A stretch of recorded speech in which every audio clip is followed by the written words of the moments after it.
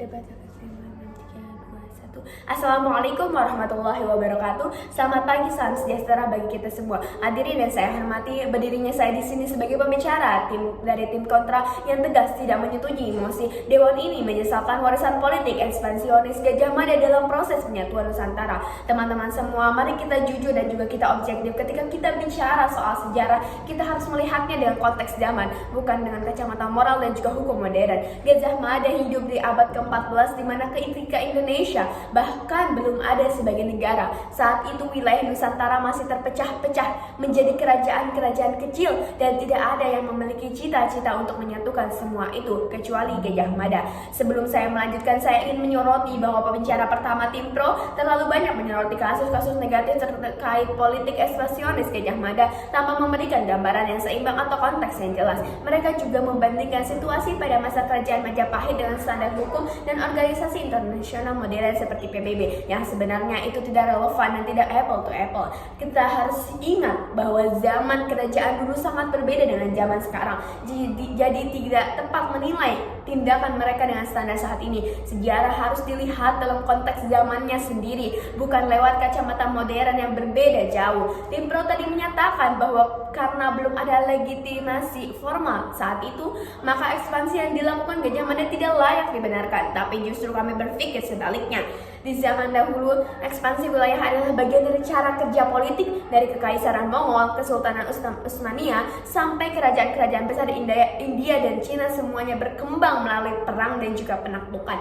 Dari Gajah Mada bukan pengecualian, ia melakukan apa yang lazim dan bahkan dibutuhkan oleh kerajaan besar, yaitu menyatukan wilayah untuk membangun kekuatan dan stabilitas. Kalau kita melihatnya dengan kacamata masa kini, tentu semuanya terlihat kelam, tapi sejarah bukanlah soal benar salah secara moral, melainkan soal bagaimana suatu tindakan membawa dampak besar bagi masa depan. Yang membuat Gajah Mada berbeda dengan tokoh-tokoh lainnya di masanya adalah visinya. Di saat kerajaan lain sibuk mempertahankan kekuasaan kecilnya, Gajah Mada mengucapkan sumpah palapa, janji bahwa ia tidak akan menikmati kesenangan hidup sebelum menyatukan seluruh Nusantara. Ini bukan ambisi pribadi semata, ini adalah cita-cita besar yang jauh melampauinya zamannya. Visi ini menunjukkan kesadaran bahwa wilayah-wilayah yang terpisah ini punya potensi besar kalau disatukan.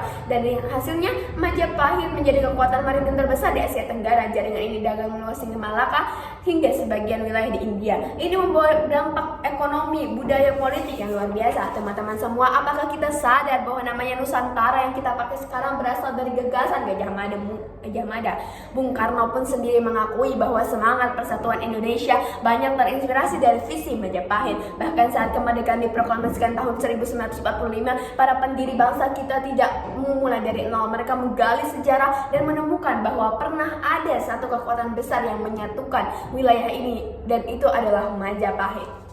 Justru kita harus berterima kasih kepada Gajah Mada. Berkat usahanya menyatukan wilayah dari Sabang sampai Merauke, Indonesia bisa terbentuk seperti sekarang. Bayangkan kalau Nusantara terpecah-pecah menjadi kerajaan kecil yang saling bertikai. Konflik perbatasan seperti yang sering terjadi antara Singapura dan Malaysia sekarang bisa menjadi lebih masif dan sulit diatasi. Kalau sejak zaman Majapahit Nusantara sudah disatukan, mungkin konflik perebutan kebudayaan dan wilayah bisa diminimalisir. Jadi usaha Gajah Mada bukan hanya soal kekuasaan, tapi soal membangun fondasi persatuan dan saling menghormati antara budaya di Nusantara. Kami tidak menutup mata bahwa dalam proses penyatuan pasti ada kekerasan. Itu fakta sejarah yang tidak bisa dihapus. Tapi pertanyaannya, apakah itu membuat seluruh warisan Gajah Mada layak disesalkan? Jawaban kami adalah tidak. Kita tidak bisa menghapus sejarah hanya karena ada sisi gelapnya di dalamnya. Justru dari sejarah kita bisa belajar bahwa persatuan memang butuh perjuangan, bahwa kekuasaan bisa membawa kemajuan kalau dijalankan dengan visi, dan bahwa bangsa yang besar lahir dari proses yang panjang tidak selalu indah. Selanjutnya mengenai politik ekspansionisme dan kedaulatan, pembicara dari Tim Pro tadi lebih banyak membahas sisi negatif tanpa memberikan landasan yang jelas. Padahal Gajah Mada adalah tokoh pertama yang mengucapkan sumpah palapa yang menjadi cikal bakal ide kedaulatan maritim di Nusantara. Warisan ekspansionisme ini sangat penting sebagai fondasi negara Indonesia sekarang. Soal imperialisme Majapahit ini bukan hal yang eksklusif. Banyak kerajaan besar lain di Nusantara seperti Sriwijaya, Bedang Kamulan, bahkan kerajaan di dunia lain juga melakukan ekspansi dan imperialisme. Ekspansi Majapahit justru membawa keamanan dan stabilitas politik bagi Nusantara. Jangan lupa ada ancaman dari luar seperti serangan Kubilai Khan dari Mongol yang pernah mengincar wilayah kita. Karena kekuatan Majapahit dan politik ekspansionismenya, Nusantara bisa terlindungi dari ancaman dari luar itu. Teman-teman, penting untuk kita memahami bahwa pada masa itu Nusantara terdiri dari banyak kerajaan-kerajaan kecil yang saling bersaing dan berperang satu sama lain. Kondisi ini tentu membuat wilayah ini rawan konflik internal yang berkepanjangan. Tanpa ada pusat kekuasaan yang kuat, stabilitas politik sulit tercapai. Nah, disinilah peran penting Majapahit dan Gajah Mada sebagai pemersatu. Dengan keberhasilan mereka menyatukan banyak kerajaan di Nusantara, terciptalah stabilitas politik yang relatif lebih baik. Mengapa ini penting? Karena wilayah yang stabil lebih baik menghadapi ancaman dari luar. Kita ambil contoh ancaman besar dari Kublai Khan, penguasa Mongol yang memimpin dinasti Yuan di Cina. Pada akhir abad ke-13 dan awal abad ke-14, Kublai Khan berusaha untuk memperluas kekuasaan dengan menyerang wilayah-wilayah di Asia Tenggara termasuk Nusantara.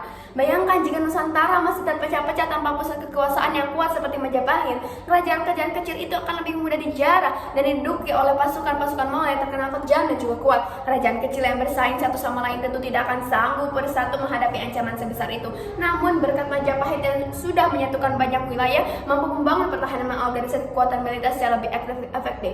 Sejarah mencatat Majapahit berhasil menolak serangan Mongol yang dikirimkan oleh Kublai Khan, yang merupakan salah satu ancaman paling serius bagi Nusantara pada saat itu. Ini menunjukkan bahwa politik ekspansionis Majapahit bukan hanya soal menambah wilayah, tapi juga soal menciptakan keamanan dan stabilitas politik yang membuat Nusantara lebih kuat dan menghadapi agresif asing. Bandingkan dengan kerajaan-kerajaan lain tidak bisa bersatu, mereka cenderung mudah diserang dan dikuasai oleh kekuatan asing. Ini membuktikan bahwa usaha Gajah Mada dalam menyatukan Nusantara melalui politik ekspansionisme sesungguhnya merupakan langkah yang strategis yang menyelamatkan wilayah ini dari potensi penjajahan atau peruntuhan akibat serangan luar. Jadi daripada menyelesaikan warisan ekspansionis itu, kita harus mengapresiasi bahwa politik penyatuan Majapahit justru menjaga Nusantara dari ancaman kuat besar luar seperti Mongol dan dinasti luar yang sangat ekspansif dan juga berbahaya. Jadi sekali lagi, kami dari tim kontra menyatakan Gajah Mada bukan penaklukan yang kejam, tapi pemersatu yang visioner. Ia tidak membawa genosida, tapi menyatukan perbedaan. Ia bukan simbol penyesalan, tapi simbol perjuangan dan juga harapan. Oleh karena itu, kami menolak mosi ini dan meyakini bahwa warisan Gajah Mada justru patut dikenal,